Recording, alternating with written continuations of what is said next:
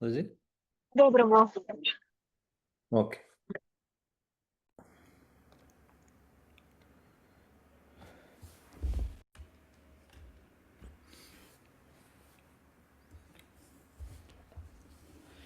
जय जय श्री चैतन्य जय नित्यानंद जय द्वैत चंद्र जय गौर भक्त वृंद जय जय श्री चैतन्य जय नित्यानंद जय द्वैत चंद्र जय गौर भक्त वृंद जय जय श्री चैतन्य जय नित्यानंद जय द्वैत चंद्र जय गौर भक्त वृंद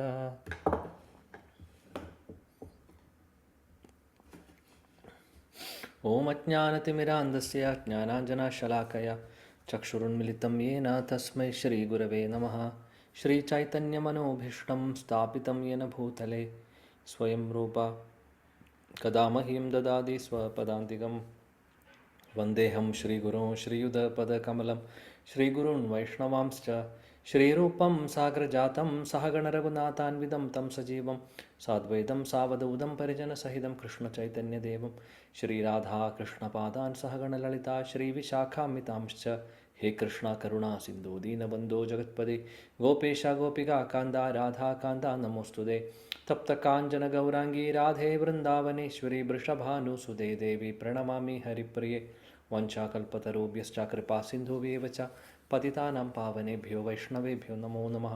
नमः ॐ विष्णुपादाय कृष्णप्रेष्ठाय भूतले श्रीमदे भक्तिवेदान्तस्वामिनिति नामिनि नमस्ते सरस्वती देवे गौरवाणी प्रचारिणे निर्विशेषशून्यवादी पाश्चात्यदेशतारिणे जय श्री कृष्ण चैतन्य प्रभु नित्यानंद श्री अद्वैत गदाधार श्रीवासादि गौरभक्तवृंद हरे कृष्ण कृष्ण कृष्ण हरे हरे हरे राम राम हरे हरे हरे कृष्ण कृष्ण कृष्ण हरे हरे हरे राम राम हरे हरे हरे कृष्ण कृष्ण कृष्ण हरे हरे हरे राम राम हरे हरे मूकं करोति वाचालं पङ्गुं लङ्घयते गिरिं यत्कृपातमहं वन्दे श्रीगुरुदीनतारिणं परमानन्दमाधवं श्रीचैतन्यमीश्वरम्।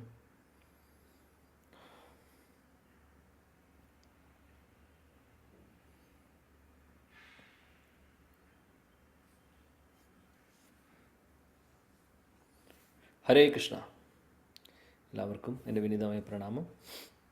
ചൈതന്യ ചരിതാമൃതം ആദിലീല 17-ാമത്തെ അധ്യായം 143-ാമത്തെ ശ്ലോകമാണ് നമ്മളിന്ന് വായിച്ചു തുടങ്ങുന്നത്. അപ്പോൾ എല്ലാവരും കണ്ടു ചാന്ദ് കാസിയുമായിട്ടുള്ള ആ ഒരു ലീലയാണ് ഇപ്പോൾ ചർച്ച ചെയ്യുന്നത്. സങ്കീർത്തനം എല്ലാ ദിവസവും സങ്കീർത്തനം നടത്തുമായിരുന്നു ചൈതന്യ മഹാപ്രഭുവും അദ്ദേഹത്തിൻ്റെ പാർഷദരും ശ്രീവാസ് ആങ്കണിൽ വെച്ച്. അങ്ങനെ കുറേ അസൂയാലുക്കൾ ഇതിനെതിരെ കംപ്ലൈൻറ്റ് പറഞ്ഞു തുടങ്ങി. അങ്ങനെ ഇവരുടെ സങ്കീർത്തനത്തിന് തടസ്സമുണ്ടാക്കാൻ കുറേ മുസൽമാനുകളും അല്ലെങ്കിൽ വേറെ സമുദായത്തിലുള്ള ആളുകളും, ശരിക്കും പറയുകയാണെങ്കിൽ നമ്മുടെ സമുദായത്തിലുള്ള ആളുകൾ തന്നെ, ഒരേ സമുദായത്തിലുള്ള ആളുകൾ തന്നെയാണ് കൂടുതൽ ആദ്യം പ്രശ്നം തുടങ്ങിയത്. കാര്യം എല്ലാവർക്കും ശ്രീവാസ് ആങ്കണിൽ നടക്കുന്ന സങ്കീർത്തനത്തിൽ അവസരം കിട്ടുന്നില്ല. എന്നാൽ നഗര സങ്കീർത്തനം നടത്തുമ്പോൾ എല്ലാവർക്കും പാർട്ടിസിപ്പേറ്റ് ചെയ്യാം. ശ്രീവാസാങ്കണിൽ വെച്ച് നടക്കുന്നത് പ്രൈവറ്റ് ആയിട്ടുള്ളതാണ്. അതുകൊണ്ട് അവിടേക്ക് വരാൻ ഒരുപാട് ആളുകൾ ആഗ്രഹിച്ചിരുന്നു, എന്നാൽ സാധിച്ചിരുന്നില്ല. പലവർക്കും അതിൻ്റെ പശ്ചാത്തലത്തിൽ ഒരുപാട് പേര് മഹാപ്രഭുവിനെതിരെയും അദ്ദേഹത്തിൻ്റെ പാർഷദർക്കെതിരെയും ഒരുപാട് കംപ്ലൈൻറ്റുകളായിട്ട് പറയാറുണ്ടായിരുന്നു. അങ്ങനെ ഇവിടെ എല്ലാവരും പോയി കംപ്ലൈൻറ്റ് ചെയ്തു കാസിയുടെ അടുത്ത്. അങ്ങനെ ചാന്ദ് കാസി ഒരു ദിവസം വന്ന് ഇവരുടെ സങ്കീർത്തനത്തിൻ്റെ ഇടയിൽ വന്ന് സങ്കീർത്തനം നിർത്തുന്നു, മൃദംഗം പൊളിക്കുന്നു. അതിനുശേഷം അദ്ദേഹം പറയുന്നു, ഇനി ആരെങ്കിലും ഇതേപോലെ ചെയ്യുകയാണെങ്കിൽ ഞാൻ നിങ്ങളെ മുസൽമാനായിട്ട് കൺവേർട്ട് ചെയ്യും, അതുവരെ ഞാൻ ചെയ്തു പോകും, അതുകൊണ്ട് ചെയ്യാതിരിക്കണം, ഇനി ചെയ്യുന്നത് കാണാൻ പാടില്ല എന്ന് പറഞ്ഞ് ഭീഷണിപ്പെടുത്തി അദ്ദേഹം പോകുന്നു. അന്നത്തെ ദിവസം ശ്രീ ചൈതന്യ മഹാപ്രഭു ഇത് കേട്ടപ്പോൾ, മഹാപ്രഭു അപ്പോൾ ഉണ്ടായിരുന്നില്ല. മഹാപ്രഭു വന്നതിന് ശേഷം ഇത് കേട്ടപ്പോൾ അദ്ദേഹത്തിന് ഒരുപാട് വിഷമമായി. അദ്ദേഹം തീരുമാനിച്ചു, നമ്മളെല്ലാവരും കൂടെ പ്രൊട്ടസ്റ്റ് ചെയ്യാൻ പോകുന്നു, സങ്കീർത്തനവുമായിട്ട് നമ്മൾ കാസിയുടെ വീട്ടിലേക്ക് പോകാൻ പോവാണെന്ന് പറഞ്ഞ് അങ്ങനെ ഇവരെല്ലാവരും ചേർന്ന് അങ്ങോട്ടേക്ക് കീർത്തനവുമായിട്ട്, എല്ലാവരുടെ കയ്യിലും പന്തമുണ്ട്, പന്തത്തോട് കൂടിയിട്ടാണ് പോകുന്നത്. ആയിരക്കണക്കിന്, കണക്ക് പറയാൻ സാധിക്കില്ല, ശില വൃന്ദാവൻദാസ് ഠാക്കൂർ ചൈതന്യ ഭാഗവത്തിൽ പറയുന്നത് എത്ര ആളുകളുണ്ടെന്ന് തിരിച്ചറിയാൻ സാധിക്കാത്ത അത്രയ്ക്കധികം ആളുകളായിരുന്നു. 1000 അല്ല, 1000 10,000 ഒന്നുമല്ല, അതിനും കൂടുതൽ ലക്ഷക്കണക്കിന് ആളുകളായിരുന്നു കൂടെ ഉണ്ടായിരുന്നത്. അങ്ങനെ ഇവരെല്ലാവരും ചേർന്ന് അങ്ങോട്ടേക്ക് മാർച്ച് ചെയ്ത് പോകുന്നു. അങ്ങനെ അവിടെ പോയി കാസിയെ കാണാൻ നിൽക്കുന്നൊരു ഒരു പോയിന്റിലാണ് നമ്മളിവിടെ നിൽക്കുന്നത്. അവിടെയായിരുന്നു നമ്മൾ കഴിഞ്ഞ ക്ലാസ്സിൽ നിങ്ങൾ കേട്ടിട്ടുണ്ടാവുന്നത്. 143 ശ്ലോകം നോക്കാം.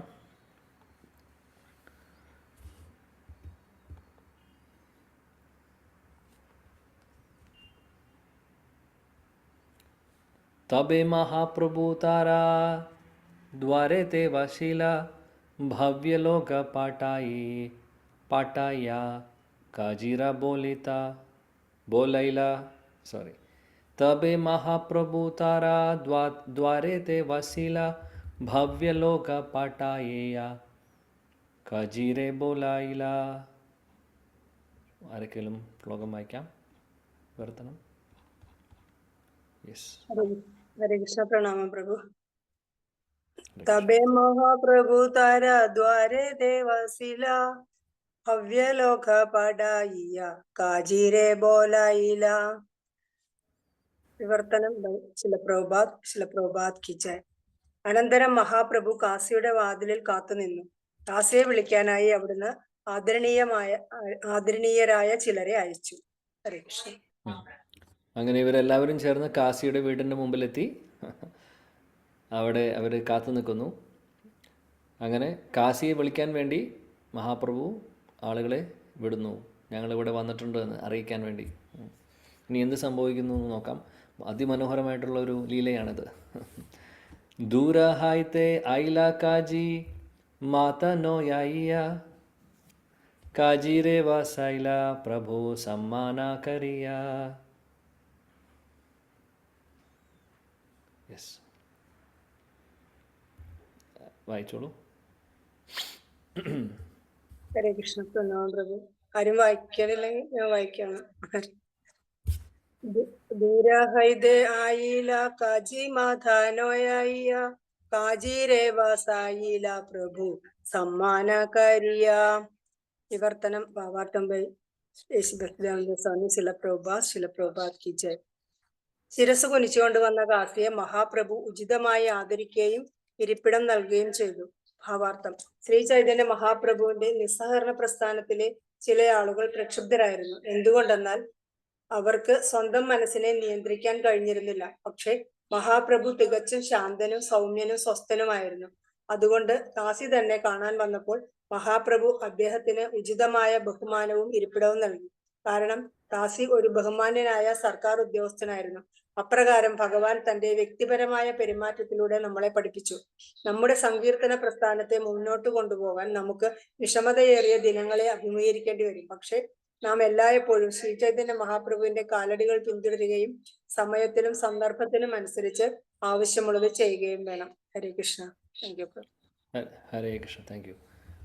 കാസി അങ്ങനെ മഹാപ്രഭുവും മറ്റുള്ള എല്ലാവരും കൂടെ ഒരു കോടിക്കണക്കിന് ആൾക്കാരാണ് അവിടെ നിൽക്കുന്നത്.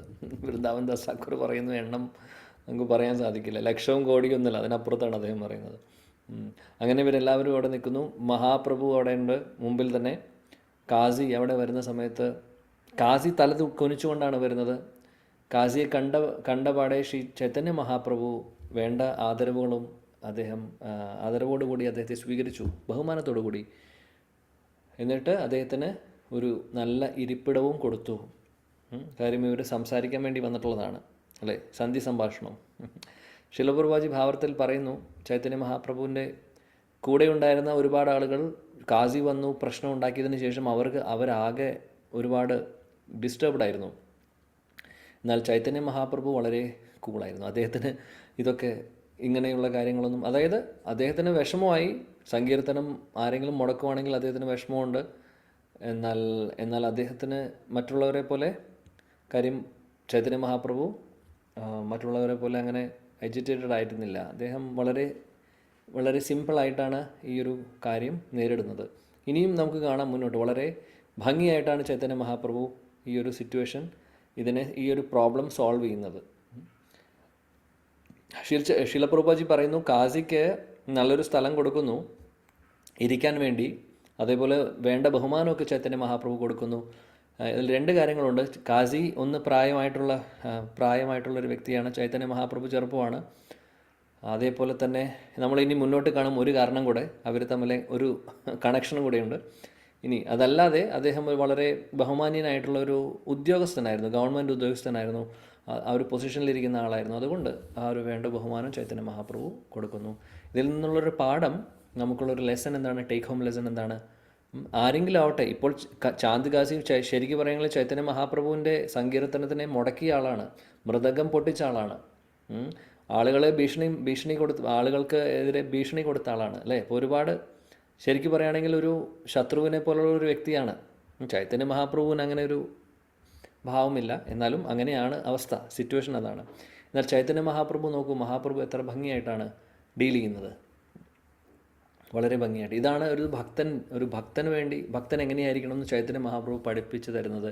ആക്ച്വലി ഇത് ചൈതന്യ മഹാപ്രഭു ഭഗവാൻ കൃഷ്ണൻ ആയതുകൊണ്ട് മാത്രമല്ല അത് ചെയ്യുന്നത്. ഭഗവാൻ കൃഷ്ണൻ ആണ് എന്നുള്ളതൊരു കാര്യം. എന്നാൽ ചൈതന്യ മഹാപ്രഭു ഭക്തഭാവത്തിലാണ് വന്നിട്ടുള്ളത്. അദ്ദേഹം ഒരു ഭക്തൻ്റെ ഭാവത്തിൽ വന്ന് നമ്മളെ പഠിപ്പിക്കുകയാണ് ഭക്തരെന്ന് പറഞ്ഞാൽ എങ്ങനെയായിരിക്കണം എന്ന്. ശ്രീകൃഷ്ണ ചൈതന്യ പ്രഭു അദ്ദേഹം സ്വപാർഷദീയ അത്യന്ത ദുർലഭ പ്രേമ കോരിവാരേദാന ശിഖായേ ശരണാഗതി ഭക്തര പ്രാൺ. അദ്ദേഹം ശരണാഗതി എന്താണെന്നും ഭക്തരെങ്ങനെയാണ് എന്നുള്ളതൊക്കെ എങ്ങനെയായിരിക്കണം എന്നുള്ളത് പഠിപ്പിക്കാൻ വേണ്ടി ചൈതന്യ മഹാപ്രഭു നേരിട്ട് വരുവാണ് ചെയ്യുന്നത്.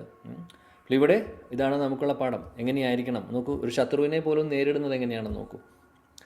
പിന്നീട് ശിലപ്രഭുപാദ് പറയുന്നു, ഈ ഹരേകൃഷ്ണ പ്രസ്ഥാനം മുന്നോട്ട് പോകുന്ന സമയത്ത് ഇതേപോലെ സങ്കീർത്തനം യജ്ഞങ്ങൾ നടക്കുന്നു, അല്ലെങ്കിൽ വേറെ ഈ ഭാഗവത പ്രചരിപ്പിക്കാനും ഹരേകൃഷ്ണ മഹാമന്ത്രം പ്രചരിപ്പിക്കാനും ഒക്കെ ശ്രമിക്കുന്ന സമയത്ത് പല തടസ്സങ്ങളും വരാൻ സാധ്യതയുണ്ട്. കാര്യം ഈ കലിയുഗമാണ്, ആളുകൾ എല്ലാവരും ഇത് ആക്സെപ്റ്റ് ചെയ്യുന്ന കാര്യമല്ല, പല പല പ്രശ്നങ്ങളും ഉണ്ടാവാം, ഒരുപാട് റിസ്ക് ഉണ്ട്. എന്നാൽ ഭഗവാന്റെ ഭക്തർ എന്ത് ചെയ്യുന്നു, വളരെ ധൈര്യപൂർവ്വം മുന്നോട്ട് പോകുന്നു. ചൈതന്യ മഹാപ്രഭുവിനെ ശരണം പ്രാപിച്ചുകൊണ്ട് മുന്നോട്ട് പോയി കഴിഞ്ഞു കഴിഞ്ഞാൽ എല്ലാ തടസ്സങ്ങളും എല്ലാ റിസ്കുകളും മഹാപ്രഭു നോക്കിക്കോളും. ചൈതന്യ മഹാപ്രഭു അതിനെ വേണ്ട കാര്യം ചെയ്ത് ഭക്തരെ പ്രൊട്ടക്റ്റ് ചെയ്യും. മഹാപ്രഭുവിനെ ശരണം പ്രാപിച്ചാൽ മതി, ചൈതന്യ മഹാപ്രഭുവിൻ്റെ പാദങ്ങൾ പിന്തുടർന്നു കഴിഞ്ഞാൽ നമുക്ക് കാണാൻ സാധിക്കും, സക്സസ് കാണാൻ സാധിക്കും. അങ്ങനെയാണ് ശീലപ്രഭുപാജിയും ശീലപ്രഭുപാദിൻ്റെ ശിഷ്യരും ഇപ്പോൾ ചെയ്തുകൊണ്ടിരിക്കുന്നത്. തടസ്സങ്ങളൊക്കെ ഒരുപാടുണ്ടാവും, എന്നാൽ വളരെ ഭംഗിയായിട്ട് എല്ലാ റിസ്ക്കും എടുത്തവർ പ്രചരണം നടത്തി ഒരുപാട് ആളുകൾക്ക് കൃഷ്ണാവബോധം കൊടുക്കുന്നു, ഹരേകൃഷ്ണ മഹാമന്ത്രം കൊടുക്കുന്നു, യുഗധർമ്മമായിട്ടുള്ള ഹരേകൃഷ്ണ മഹാമന്ത്രം മറ്റുള്ളവരിലേക്ക് എത്തിക്കുന്നു. അതാണ് അവരുടെ മഹാകാരുണ്യം. ചൈതന്യ മഹാപ്രഭുവിനെ, നിത്യാനന്ദ പ്രഭുവിൻ്റെ കാരുണ്യമാണ് ഈ ശുദ്ധഭക്തരിലൂടെ നമുക്ക് കിട്ടുന്നത്. അടുത്ത ശ്ലോകം. പ്രഭു ബലേനാമി തോമാർ ഐലാമ അഭ്യാഗാത ആമിദെ കിലു കായിലായി ധർമ്മക്കെ മത. യെസ്, വേറെ ആരെങ്കിലും വായിക്കുന്നുണ്ടോ മാതാജി സർ?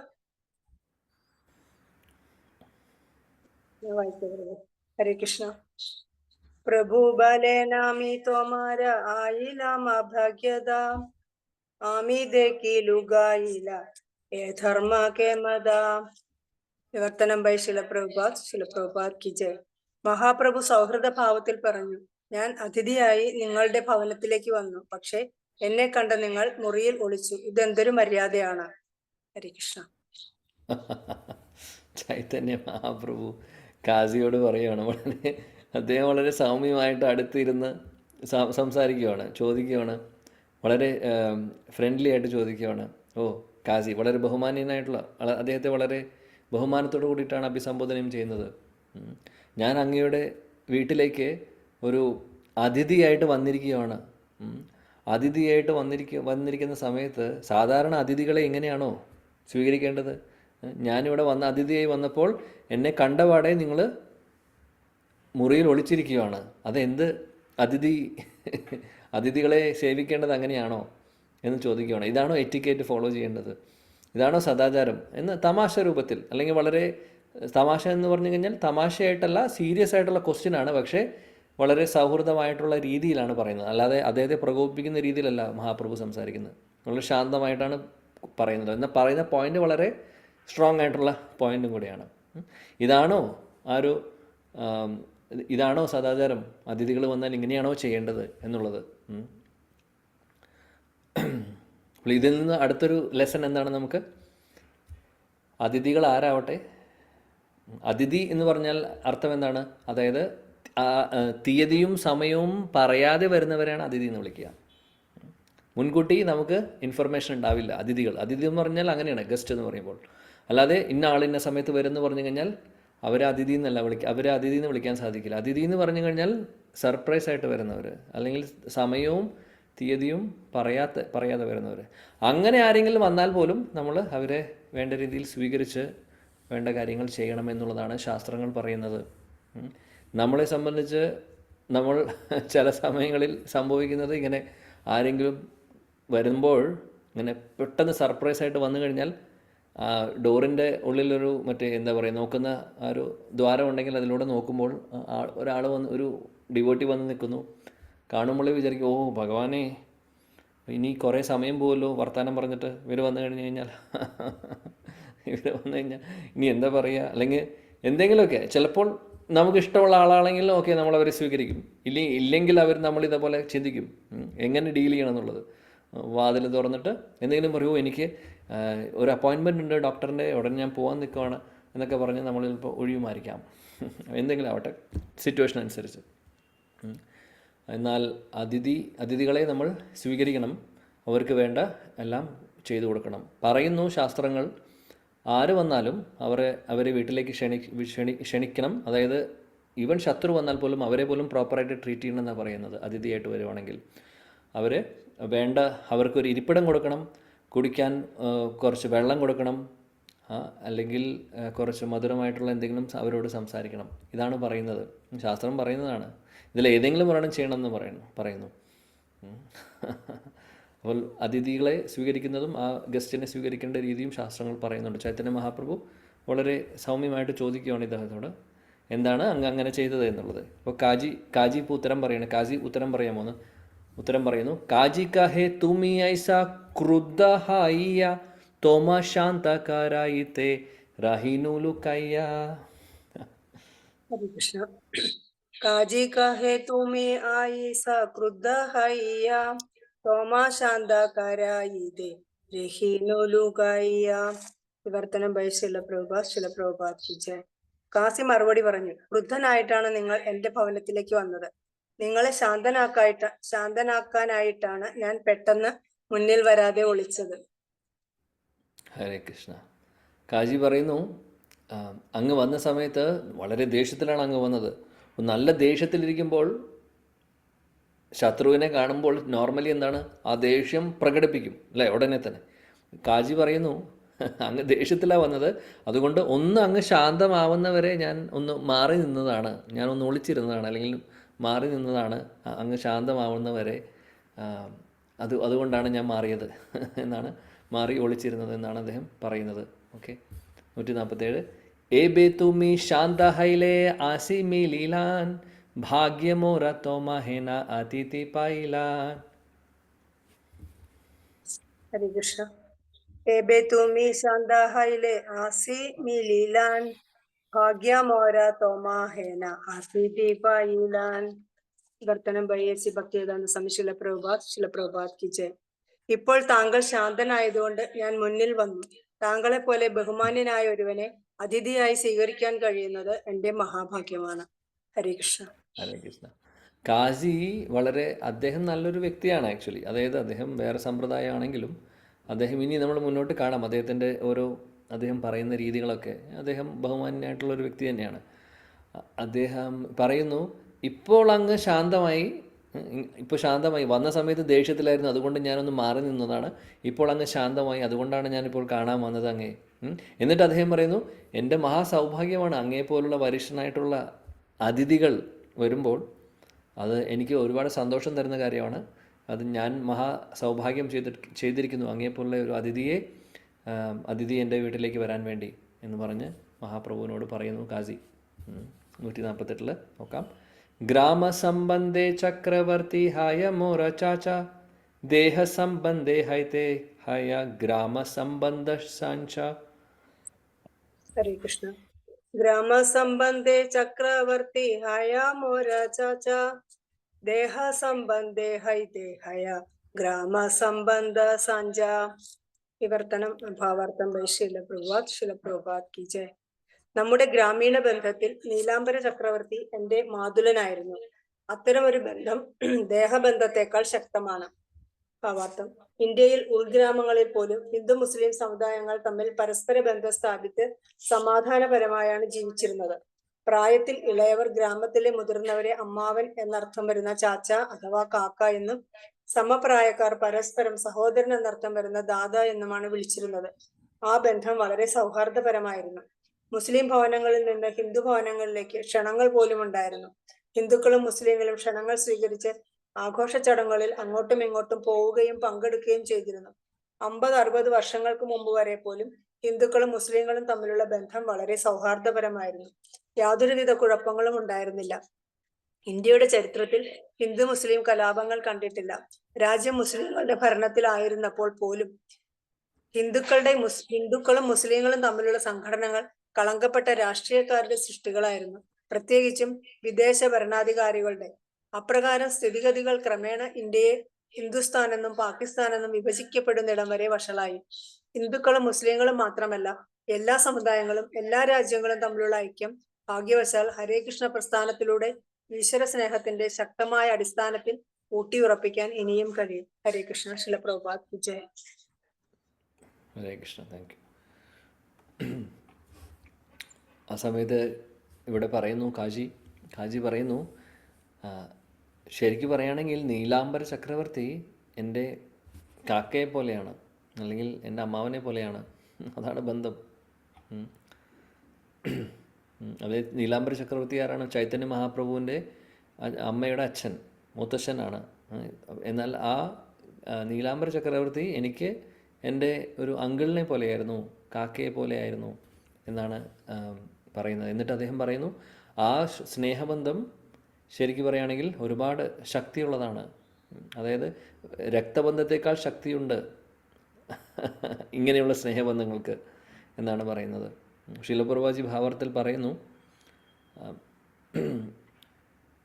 മുതിർന്ന ആളുകളെ കാക്ക എന്നും അല്ലെങ്കിൽ അങ്കിൾ എന്നൊക്കെ വിളിക്കാറുണ്ട്. ഇതൊരു സമ്പ്രദായം, നോർമൽ ഒരു എറ്റിക്കേറ്റാണ് അല്ലേ? അപ്പോൾ ഇതെല്ലാം ശീലപ്രഭുപാദ് ഇവിടെ പറയുന്നു. പിന്നീട് പ്രധാനപ്പെട്ട കാര്യം പറയുന്നത് എന്താണെന്ന് വെച്ചാൽ, ഹിന്ദു മുസൽമാൻ തമ്മിലുള്ള പ്രശ്നങ്ങൾ വളരെ കുറച്ച് വർഷങ്ങൾ മുമ്പാണ് ഇത്രയും വലിയ പ്രശ്നങ്ങളൊക്കെ വഷളായത്. അതിനു മുമ്പൊക്കെ പല രീതിയിലും അവർ തമ്മിൽ നല്ല സൗഹൃദം ഉണ്ടായിരുന്നു.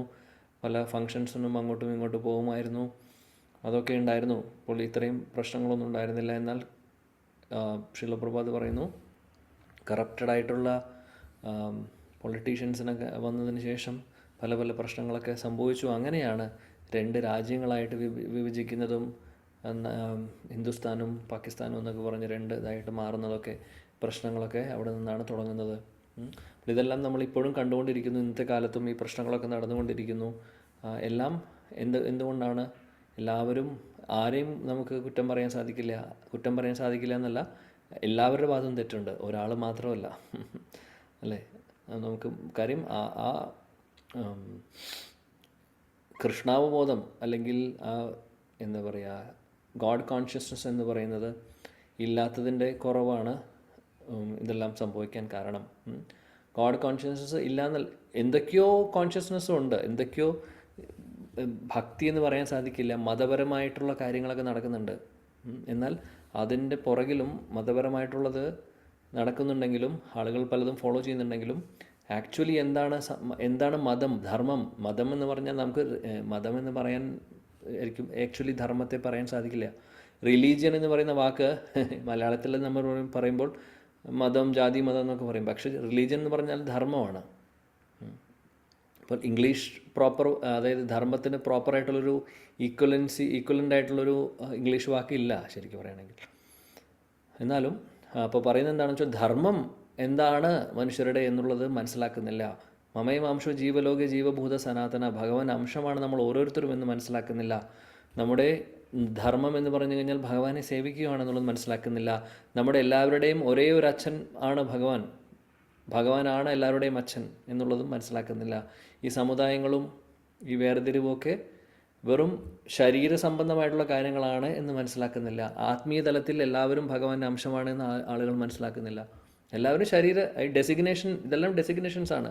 ഹിന്ദു, മുസൽമാൻ, ക്രിസ്ത്യൻ, ജെയിൻ, ജൂതൻ, ഇതെല്ലാം ഡെസിഗ്നേഷൻസ്, ബോഡിലി ഡെസിഗ്നേഷൻ, ശരീരത്തിൻ്റെ ഡെസിഗ്നേഷൻസ് ആണ്. സർവോപാധി വിനിർമുക്തം തത്പരത്വേന നിർമ്മലം ഋഷികേന ഋഷികേശ സേവനം ഭക്തി രുച്ചതേ. എല്ലാ ഉപാധികളും ഇതേപോലുള്ള ഡെസിഗ്നേഷൻസും മാറ്റിവെച്ചിട്ട് ഗോപി ഭർത്തു പദകമലയോർ ദാസദാസാനുദാസ്, ഇതാണ് ഭക്തി. ഭക്തി എന്ന് പറഞ്ഞാൽ ഇതായിരിക്കണം. നാഹം വിപ്രോ ന ച നരപതി നാഹി വൈശ്യോ ന ശൂദ്രോ നാഹം വർണി ന ഗൃഹപതി ന വാനസ്ഥോ ഗൃഹീവ കിന്തു പ്രോദ്യൻ നിഖില പരമാനന്ദ പ്രേമാമൃതാബ്ദേർ ഗോപി ഭർത്തു പദകമലയോർ ദാസദാസാനുദാസ്. ഇതാണ് നമ്മുടെ കോൺസ്റ്റിറ്റ്യൂഷണൽ പൊസിഷൻ. ഇതാണ് നമ്മളും ഭഗവാനും തമ്മിലുള്ള റിലേഷൻ. അത് ആളുകൾക്കറിയില്ല. പിന്നെയാണ് ഈ ഉപാധികൾ വെച്ചിട്ടാണ് നമ്മൾ കാണുന്നത്, ഡെസിഗ്നേഷൻ.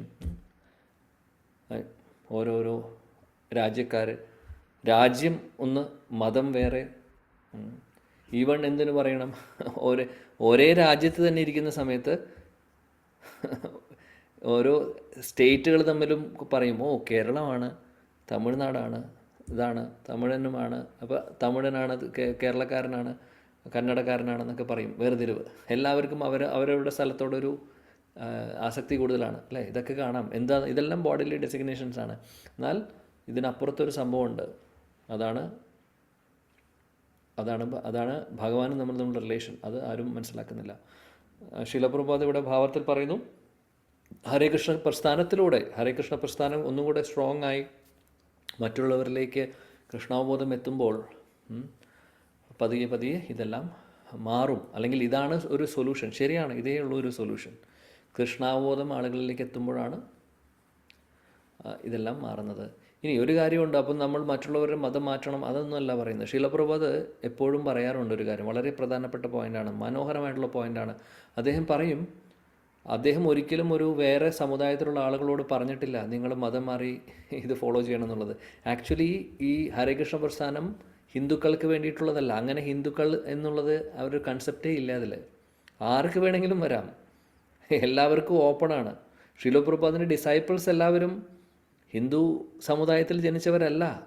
അമേരിക്കയിൽ പോയിട്ടാണ് അദ്ദേഹത്തിന് ഡിസൈപ്പിൾസ് ഉണ്ടാവുന്നത്. അവിടുത്തെ ഡിസൈപ്പിൾസ് എല്ലാം അവിടെയുള്ള രാജ്യക്കാരാണ്. തീർച്ചയായിട്ടും വേറെ സമ്പ്രദായക്കാരാണ്, വേറെ സമുദായക്കാരാണ്, വേറെ മതം ഫോളോ ചെയ്യുന്നവരാണ്. എന്നാലും ശീല പ്രഭുപാദിൻ്റെ ഡോർ ഓപ്പൺ ആയിരുന്നു എല്ലാവർക്കും. കാര്യം ശീല പ്രഭുപാദ് കാണുന്നുണ്ടായിരുന്നത് ജീവേര സ്വരൂപോയി കൃഷ്ണര നിത്യദാസ് എന്നുള്ള ഭാവത്തിലായിരുന്നു. അപ്പോൾ ഹരികൃഷ്ണ പ്രസ്ഥാനം ഒരു ഹിന്ദുസ് വേണ്ടി മാത്രമുള്ളതാണെന്നുള്ളത് തെറ്റിദ്ധാരണയാണ്. അങ്ങനെ ഒരു സംഭവമില്ല. കൂടുതലും ഹിന്ദുക്കളാണ് ഫോളോ ചെയ്യുന്നതെന്നുള്ളത് വ്യത്യാസം. പക്ഷേ അത് എല്ലാവർക്കും ഓപ്പണാണ്. ഇതാണ് നമ്മുടെ പ്രസ്ഥാനത്തിൻ്റെ പ്രത്യേകത. അപ്പോൾ ശീലപ്രഭുപാദ് എപ്പോഴും പറയാറുണ്ട്, ഇപ്പോൾ ഹരേകൃഷ്ണ പ്രസ്ഥാനത്തിൽ വരാൻ താല്പര്യമുള്ളവർക്ക് വരാം, അവർക്ക് ജോയിൻ ചെയ്യാം. ജോയിൻ ചെയ്യുവാണെങ്കിൽ വേണ്ട കുറച്ച് പ്രിൻസിപ്പിൾസൊക്കെ ഫോളോ ചെയ്യേണ്ടതുണ്ട്, അതൊക്കെ ഫോളോ ചെയ്യണം എന്നുള്ളത് മാത്രം. ഇനി അത് അതിന് താല്പര്യമില്ല എന്നാൽ സപ്പോർട്ട് ചെയ്യുന്നുണ്ട്. അങ്ങനെയുള്ളവരോട് ശീലപ്രഭുപാദ് എപ്പോഴും പറയാറുണ്ട്, നിങ്ങൾ നല്ലൊരു ഏത് സമുദായമാവട്ടെ, ഏത് സമ്പ്രദായമാവട്ടെ, നിങ്ങൾ അവിടെ ഇരുന്നുകൊണ്ട്, നിങ്ങളുടെ മതം ഏതെങ്കിലും ആയിക്കോട്ടെ, ആ മതത്തിൽ ഇരുന്നു കൊണ്ട് നല്ല ഒരു ക്രിസ്ത്യാനി ആവുക, നല്ലൊരു ഹിന്ദു ആവുക, അല്ലെങ്കിൽ നല്ലൊരു മുസ്ലിം ആവുക, അത് നോക്കിയാൽ മതി. നിങ്ങൾ ഹരേകൃഷ്ണ പ്രസ്ഥാനം ജോയിൻ ചെയ്യുമോ എന്നുള്ളത് വേറെ കാര്യം. അതാണ് ശീലപ്രഭുപാദ് പറയാറുള്ളത്. അപ്പം നമ്മൾ ആരും ഇത് കൺവേർട്ട് ചെയ്യുന്ന പരിപാടിയല്ല ഇത്. ഏത് മതത്തിലാണോ എന്താണോ നമ്മുടെ വിശ്വാസം അത് പ്രോപ്പറായിട്ട് ചെയ്യുക എന്നുള്ളതാണ് പ്രഭുപാദജി പറയാറുള്ളത്. നമ്മൾ എന്താണോ ഫോളോ ചെയ്യുന്നത് അത് പ്രോപ്പറായിട്ട് ഫോളോ ചെയ്യുക. അവിടേക്കും ഇവിടേക്കും ഇല്ലാതെ ഡൈലൂട്ട് ചെയ്തിട്ടുള്ള പ്രിൻസിപ്പിൾസ് അല്ല ഫോളോ ചെയ്യേണ്ടത്.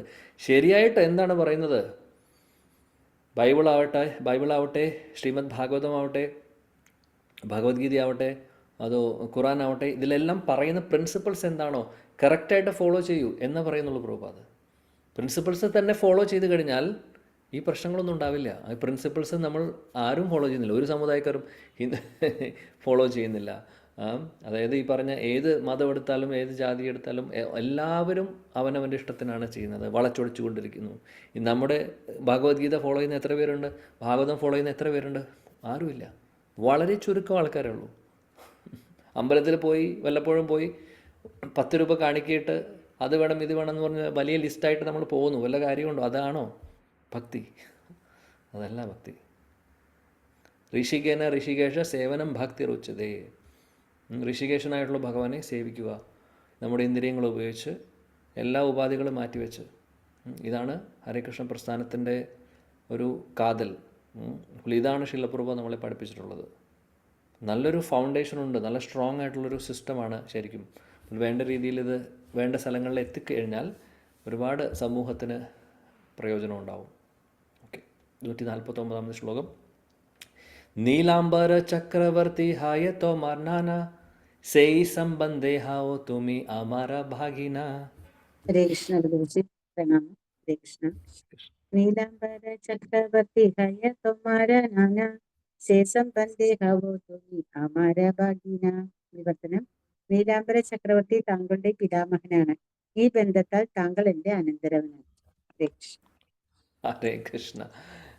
ഇവിടെ കാശി ഒരു റിലേഷൻ പറയുകയാണ്. നീലാംബര ചക്രവർത്തി എന്നെ സംബന്ധിച്ച് എൻ്റെ മുത്തശ്ശനെ പോലെയാണ്, നേരത്തെ പറഞ്ഞിരുന്നു.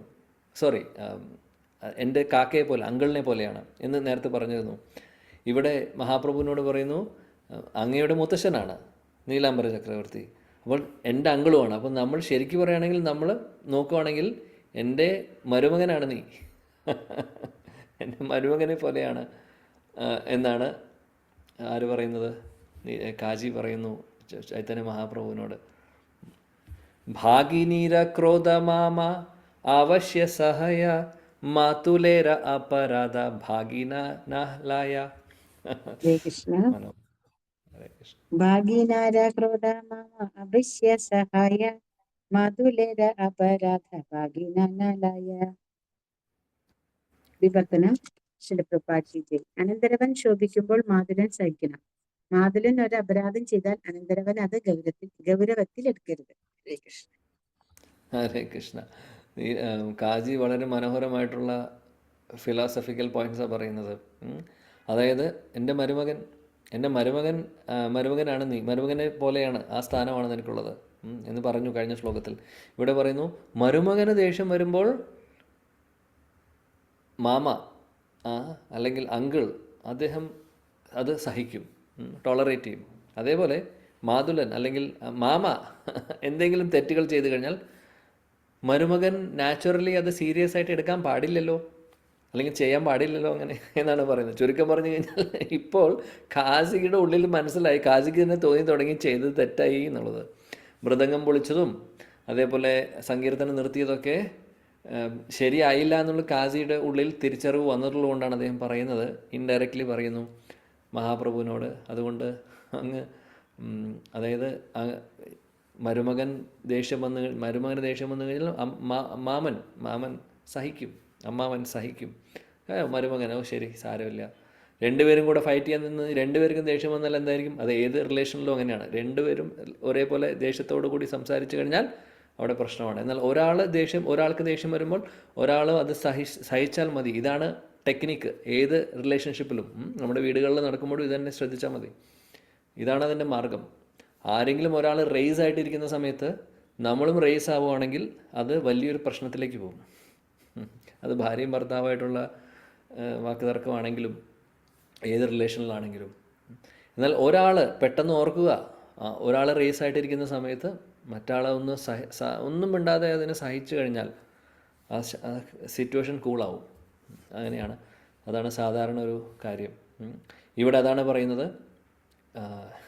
അമ്മാവൻ തെറ്റ് ചെയ്ത് കഴിഞ്ഞാൽ മരുമകൻ അത് സീരിയസ് ആയിട്ട് എടുക്കാൻ പാടില്ല.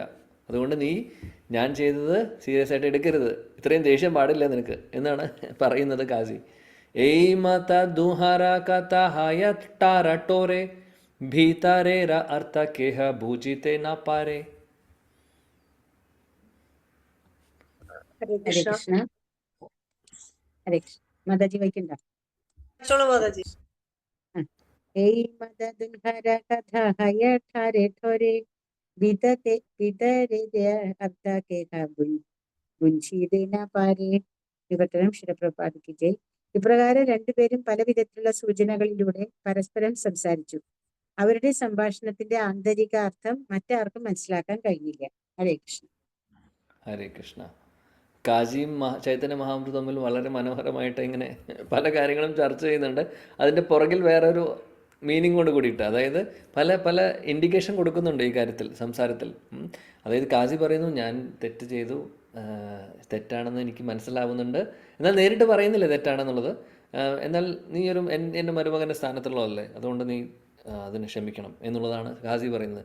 ചൈതന്യ മഹാപ്രഭു തിരിച്ചു ചോദിക്കുന്നതും എങ്ങനെയാണ്, ഇങ്ങനെ ചെയ്യാൻ പാടുമോ, ഇങ്ങനെ ചെയ്യാൻ പാടുണ്ടോ എന്നുള്ളതാണ് മഹാപ്രഭു ചോദിക്കുന്നത്. എന്നാൽ മഹാപ്രഭു നേരിട്ട് ചോദിക്കുന്നില്ല, അതും ഒന്ന് അദ്ദേഹം വേറെ രീതിയിലൂടെയാണ് പ്രസൻറ്റ് ചെയ്യുന്നത്. ഇതെല്ലാം അവർ തമ്മിൽ സംസാരിക്കുന്നു. അപ്പോൾ പുറമെയുള്ളവർക്ക് ആർക്കും ഒരു ഐഡിയ ഇല്ല എന്താ സംഭവിക്കുന്നത്. ഇവർ തമ്മിൽ സംസാരിക്കുന്നത് കാണുന്നുണ്ട്, ഒരുമിച്ചിരിക്കുന്നതും സംസാരിക്കുന്നതും എന്താണ് ചർച്ച ചെയ്യുന്നതെന്ന് ആർക്കും ഒന്നും മനസ്സിലായില്ല. ഓക്കെ. प्रभु कहे प्रश्न लागी आइला मा तुम्हारा स्थाने काजी कहे आज्ञा करे ये तुम्हारा मने. हरे कृष्ण. प्रभु कहे प्रश्न लागी आईला मा तुम्हारा स्थाने काजी कहे आज्ञा करे ये तुम्हारा मने. ഹരേ കൃഷ്ണ. വിവർത്തനം ശിലപ്രഭാത് ജയ്. മഹാപ്രഭു പറഞ്ഞു, പ്രിയ മാതുല, ഞാൻ ഇവിടെ വന്നത് അങ്ങയോട് ചില ചോദ്യങ്ങൾ ചോദിക്കാൻ മാത്രമാണ്. കാശി മറുപടി പറഞ്ഞു, ശരി, താങ്കൾക്ക് സ്വാഗതം, താങ്കളുടെ മനസ്സിലുള്ളത് എന്നോട് പറഞ്ഞാൽ. ഹരേ കൃഷ്ണ. ഹരേ കൃഷ്ണ. മഹാപ്രഭു പറഞ്ഞു, ഞാനിവിടെ വന്നിട്ടുള്ളത് ഓ അങ്കിൾ, ഓ മാമ എന്ന് വിളിച്ചിട്ടാണ് മഹാപ്രഭു പറയുന്നത്. ഒന്ന് ശാന്തമാക്കാൻ വേണ്ടി മാമ എന്ന് വിളിക്കുന്നു. ഓ മാമ, ഞാനിവിടെ വന്നിട്ടുള്ളത് അങ്ങയോട് കുറച്ച് ചോദ്യങ്ങൾ ചോദിക്കാനാണ്. അപ്പോൾ കാശി പറയുന്നു, യെസ് മരുമകൻ പറയൂ, ഒരുപാട് നിനക്ക് സ്വാഗതമുണ്ട്, നിൻ്റെ മനസ്സിൽ എന്താണുള്ളത് പറയൂ, എന്നോട് പറയൂ എന്ന് കാശിയും പറയുന്നു. പ്രഭു കഹേ ഗോദുഗ്ധ കാവോ ഗാബി തോ മർമാത വൃഷ അന്ന ഉപാജായ താതേ തേ ഹോ പീത. ഹരേ കൃഷ്ണ. പ്രഭു കഹേ ഗോദുഗ്ധ ഘാവോ ഗാബി തോ മാത വൃഷ അന്ന ഉപജയ താതേ തേ ഹോ പീത. വിവർത്തനം. മഹാപ്രഭു പറഞ്ഞു, നിങ്ങൾ പശുവിൻ പാൽ കുടിക്കുന്നു, അതിനാൽ പശു നിങ്ങളുടെ മാതാവാകുന്നു. അതുപോലെ കാള ഉപജീവനത്തിന് ആവശ്യമായ ധാന്യങ്ങൾ ഉൽപ്പാദിക്കുന്നു, അതിനാൽ അത് നിങ്ങളുടെ പിതാവാകുന്നു. ഹരേ കൃഷ്ണ. ഹരേ കൃഷ്ണ. ചൈതന്യ മഹാപ്രഭു പറയുന്നു കാശിയോട്, നിങ്ങൾ പാല് കുടിക്കുന്നുണ്ട്, അതുകൊണ്ട് പാല് തരുന്ന പശു നിങ്ങളുടെ അമ്മയാണ്. അതേപോലെ കാള എന്ന് പറയുന്ന കാളയാണ് ഈ വയലിലൊക്കെ പാടത്തൊക്കെ ഉഴുകാൻ വേണ്ടി ഉപയോഗിക്കുന്ന കാളയാണ്. ഈ ധാന്യങ്ങളൊക്കെ അതിൻ്റെ കൃഷിയുടെ സമയത്ത് കാളയുടെ ആവശ്യമുണ്ടല്ലേ, നമുക്കറിയാം. ഇതെല്ലാം ചെയ്യുന്നത് കാളയാണ്. അതുകൊണ്ട് കാള എന്ന് പറഞ്ഞു കഴിഞ്ഞാൽ നിങ്ങളുടെ അച്ഛനെ പോലെയാണ്. അതുകൊണ്ട് നിങ്ങൾ എന്ത് ചെയ്യണമെന്നുള്ളതാണ് പറയുന്നത് അടുത്ത ശ്ലോകത്തിൽ. ഓക്കെ. പീതാമാത മാരിക്കാവോ ഏബ കോൺ ധർമ്മ കോൺ ബലെ കര തുമി ഏ മാത വികർമ്മ. ഹരേ കൃഷ്ണ. പിതാ മാതാ മാരിക്കാവോ ഏബ കോൺ ധർമ്മ കോൺ ബലെ കര തുമി ഏ മാത വികർമ്മ. ഹരേ കൃഷ്ണ. വിവർത്തനം. കാളയും പശുവും നിങ്ങളുടെ പിതാവും മാതാവുമായതിനാൽ അവയെ കൊന്ന് ഭക്ഷിക്കാൻ നിങ്ങൾക്ക് എങ്ങനെ കഴിയും? എന്ത് ധാർമ്മിക തത്വമാണ് ഇത്? എന്തിന്റെ ബലത്തിലാണ് നിങ്ങൾ ഈ പാപകർമ്മങ്ങൾ ചെയ്യാൻ മുതിരുന്നത്? ഭാവാർത്ഥം ശിലപ്രഭാതിക്ക് ജയ്. നമ്മൾ പശുക്കളുടെ പാല് കുടിക്കുന്നുവെന്നും കാർഷികോൽപ്പന്നങ്ങളുടെ ഉൽപാദനത്തിന് കാളകളുടെ സഹായം തേടുന്നുവെന്നും എല്ലാവർക്കും അറിയാം. നമ്മുടെ യഥാർത്ഥ പിതാവ് നമുക്ക് ജീവിക്കാൻ ആവശ്യമായ ഭക്ഷ്യധാന്യങ്ങളും മാതാവ് പാലും തരുന്നതിനാൽ കാളയും പശുവും നമ്മുടെ പിതാവും മാതാവുമായി പരിഗണിക്കപ്പെടുന്നു. വൈദിക സംസ്കാരം അനുസരിച്ച് 7 മാതാക്കളുണ്ട്. അവയിലൊന്ന് പശുവാണ്. അതുകൊണ്ട് ശ്രീ ചൈതന്യ മഹാപ്രഭു മുസ്ലിമായ കാശിയെ വെല്ലുവിളിച്ചു. പിതാവിനെയും മാതാവിനെയും ഭക്ഷിക്കാൻ വേണ്ടി വധിക്കുന്നതിലൂടെ ഏത് തരത്തിലുള്ള ധാർമ്മിക തത്വമാണ് നിങ്ങൾ പിന്തുടരുന്നത്? ഏതൊരു പരിഷ്കൃത സമൂഹത്തിലും സ്വന്തം പിതാവിനെയും മാതാവിനെയും ഭക്ഷിക്കുന്നതിന് വേണ്ടി വധിക്കാൻ ആരും തുനിയുകയില്ല. അതിനാൽ ശ്രീചൈതന്യ മഹാപ്രഭു മുസ്ലിം മതത്തെ പിതൃഹന്താക്കളുടെയും മാതൃഹന്താക്കളുടെയും മതം എന്ന് വെല്ലുവിളിച്ചു. ക്രിസ്തു മതത്തിൽ നീ കൊല്ലരുത് എന്ന ദൈവകൽപ്പനയുണ്ട്. എന്നിരുന്നാലും ക്രിസ്ത്യാനികൾ ഈ നിയമം ലംഘിക്കുന്നു. കൊല്ലുന്നതിലും കശാപ്പുശാലകൾ തുറക്കുന്നതിലും അവർ അതിനിപുണരാണ്. ഞങ്ങളുടെ കൃഷ്ണാവബോധ പ്രസ്ഥാനത്തിൽ ആരെയും ഏത് വിധത്തിലുള്ള മാംസവും ഭക്ഷിക്കാൻ ഇല്ലെന്നതാണ് പ്രഥമ നിബന്ധന. പശുവിന്റെ മാംസമോ ആടിന്റെ മാംസമോ എന്നത് വിഷയമല്ല. എങ്കിലും പശുവിന്റെ മാംസം ഭക്ഷിക്കുന്നത് ഞങ്ങൾ പ്രത്യേകം നിരോധിക്കുന്നു. എന്തുകൊണ്ടെന്നാൽ ശാസ്ത്രപ്രകാരം പശു മാതാവാണ്. അപ്രകാരം മുസ്ലിങ്ങളുടെ ഗോവധത്തെ ചൈതന്യ മഹാപ്രഭു വെല്ലുവിളിച്ചു. ഹരേ കൃഷ്ണ. ഹരേ കൃഷ്ണ.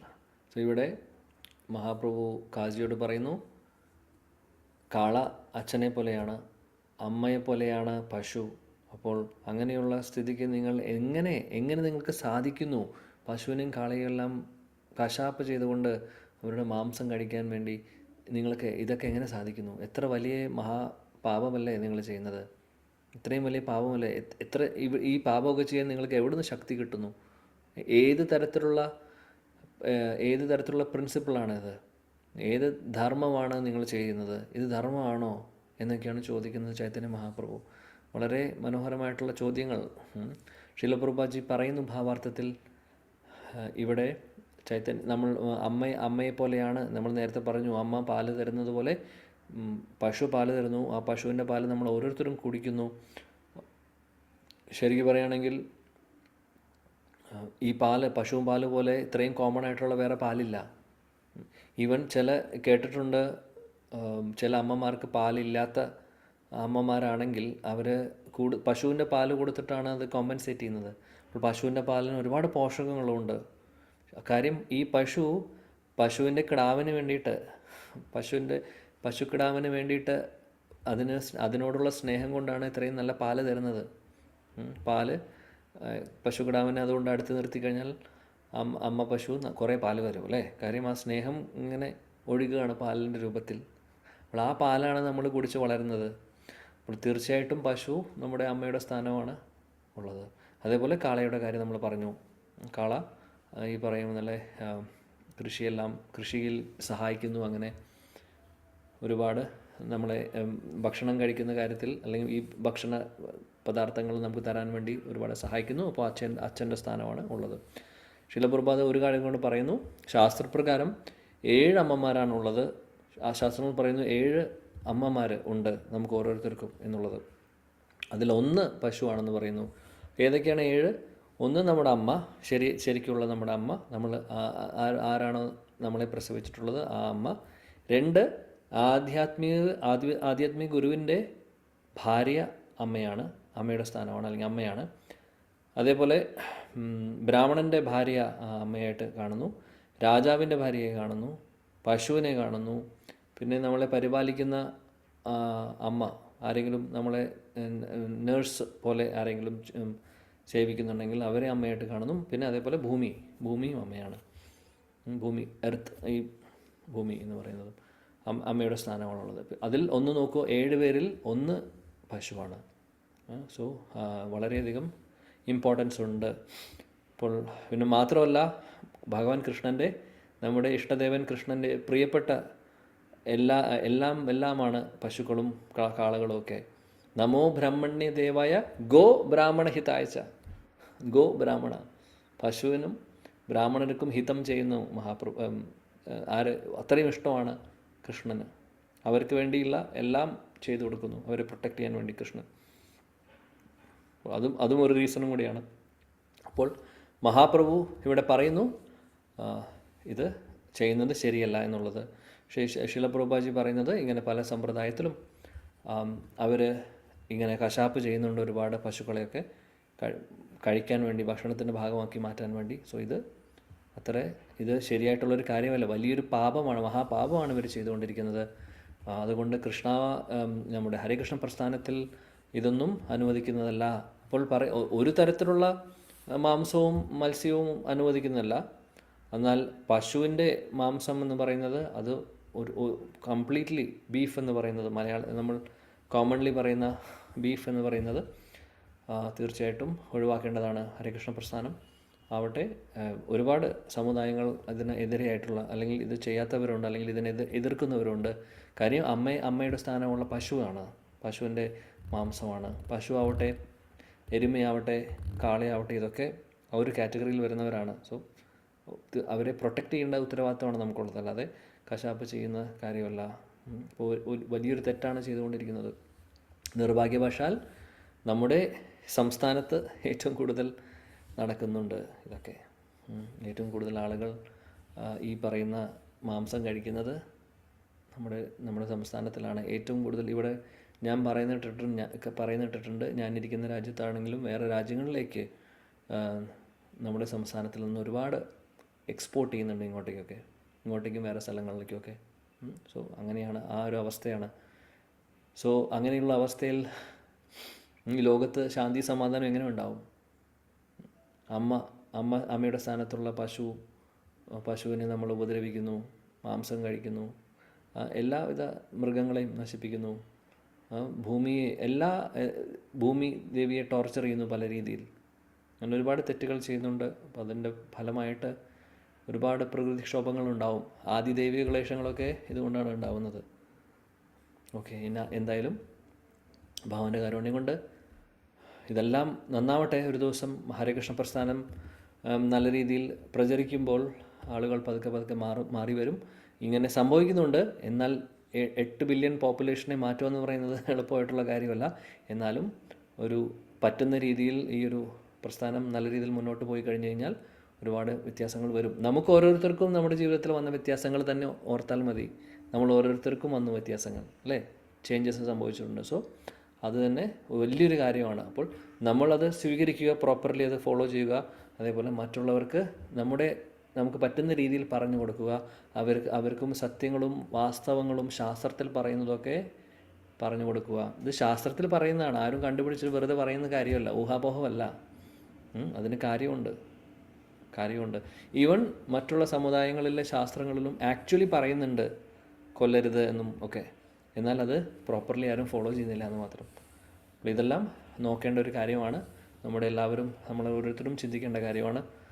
വേണ്ട ആക്ഷൻസ്, നമ്മൾ വേണ്ട കാര്യങ്ങൾ ചെയ്യേണ്ടതാണ്. ഓക്കെ, ഞാനിവിടെ നിർത്തുന്നു. ശീല പ്രഭുപാദ് കി ജയ്, ശ്രീ ചൈതന്യ ചരിതാമൃത് കി ജയ്, ശീല കൃഷ്ണദാസ് കവിരാജ് ഗോസ്വാമി കി ജയ്, ഗൗഡിയ ഗുരുവൃന്ദി കി ജയ്, നിതായ് ഗൗര പ്രേമാനന്ദി. ഹരേ കൃഷ്ണ. Thank you. ഹരേ കൃഷ്ണ പ്രഭു. താങ്ക് യു പ്രഭു. ഹരേ കൃഷ്ണ. ഹരേ കൃഷ്ണ പ്രഭു. ഹരേ കൃഷ്ണ. താങ്ക് യു പ്രഭു. ഹരേ കൃഷ്ണ. प्रणाम प्रभु. हरे कृष्णा. Thank you. कृष्ण प्रभु जी. Thank you. हरे कृष्णा. ഹരേ കൃഷ്ണ. പ്രണാമം. ഹരേ കൃഷ്ണ. ഹരേ കൃഷ്ണ പ്രഭു ജി, പ്രണാം. വിഷ്ണുപ്രിയ മാതാജി, ഹരേ കൃഷ്ണ. സന്തോഷം. മാതാജിയുടെ ശബ്ദം കേട്ടപ്പോൾ എവിടെയോ പരിചയമുള്ള പോലെ തോന്നി എനിക്ക്. ഹരേ കൃഷ്ണ പ്രഭു. താങ്ക് യു പ്രഭു. എവിടെയോ ഞാനത് പരിചയമുള്ള ഓടി വന്നേ പോലെ. വായിക്കാനായിട്ട്. അതെ. ഹരേ കൃഷ്ണ. താങ്ക് യു പ്രഭു. ഹരി ഓം. സുഖമായിട്ടിരിക്കണം പ്രഭു എല്ലാവരും. ഭഗവാന്റെ കാരുണ്യം കൊണ്ട് പോകുന്നു അങ്ങനെയൊക്കെ. ഹരേ കൃഷ്ണ. മാതാജിയോടും അമ്മോടൊക്കെ അന്വേഷണം പറയണത്. Okay, sure. താങ്ക് യു മാതാജി. ഹരിപോൾ. ഇന്ദിരലക്ഷ്മി മാതാജി, ഹരേ കൃഷ്ണ. പ്രണാമം. हरे कृष्ण प्रभु जी. हरे कृष्ण. പ്രണാമം മാതാജി. സന്തോഷം. ഹരേ കൃഷ്ണ. കുറേ അമ്മമാരുണ്ട് എൻ്റെ ഇവിടെ. Haribol. Thank you. Very happy. Okay, okay प्रभु. हरे कृष्णा. थैंक यू प्रभु. Thank you. ഹരിപോൾ. ഹരേ കൃഷ്ണ. ഹരേ കൃഷ്ണ. പ്രഭു മറ്റു 2 വീഡിയോയുടെ ആക്സസ് എടുത്തോ പ്രഭു? ഞാനൊന്ന് നോക്കട്ടെ മാതാജി. ഡൗൺലോഡ് ചെയ്തിരുന്നു എൻ്റെ ഓർമ്മ. ഞാൻ പറയാം, എന്നിട്ട് ഞാൻ പറയാം. എന്നിട്ട് പ്രഭു പറയാം. Okay Prabhu. Thank you so much Prabhu. Hare Krishna. Pranam Hare Prabhu. Krishna. Thank U. പ്രണാമം. ഹരേ കൃഷ്ണ. താങ്ക് യു പ്രഭു. പ്രണാമം പ്രഭു. ഹരേ കൃഷ്ണ. പ്രണാമം. ഹരേ കൃഷ്ണ. പ്രണാമം. Thank you.